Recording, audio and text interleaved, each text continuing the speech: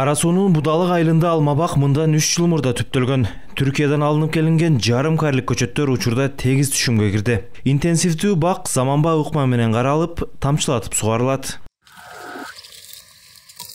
Алма багын 26 жаштагы Руслан Бекназаров жетиштирген. Ал быйыл 2 гектар жеринен 10 тоннадан ашуун түшүм алам деп турат.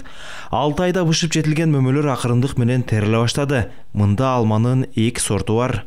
Бул жерде жалпысынан 4-нчү жалбыракчылыгына бараткан 1 гектар алма бар. Анан 3-нчү жалбыракчылыгына кетип аткан 4 жылга кетип атат десек болот. Анан 1 гектар. Жалпысы 4000 түпкө жакын дарак бар. Ар бир түп бул жылы 5 килограммдан 10 килограммга чейин түшүм берип атат. Жарым интенсивдик полукарлик алмалар деп коебуз. Бул глобал сорту айрыкча бак алма төгөнөт, эрте бышар. Анан кечки Жанатан Редчиф алмалар быш электеги азыркы кыргызга ылайыкташтырылган той сезонго гала алмасы чыгат. Каарманыбыз алма өстүрүүдө жумушчу жалдайт. Терим маалында алардын саны да көбөйөт.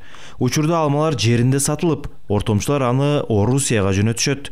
Күнүнө бул бактан 1 тоннадан ашык түшүм жыйналат.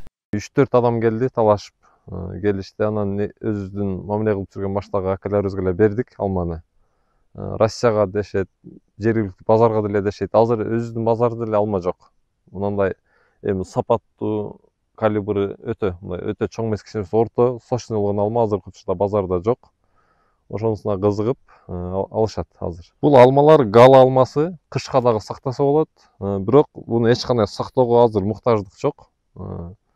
Базарда талап алышат жылда. Жетпей калса эле, жылда жетпей алма барбы деп сурап алса эле, быйылкы жылы алма жакшы эле, бирок баары бир жетпейт базаргачы. Мындай сапаттуу алма жок базарда.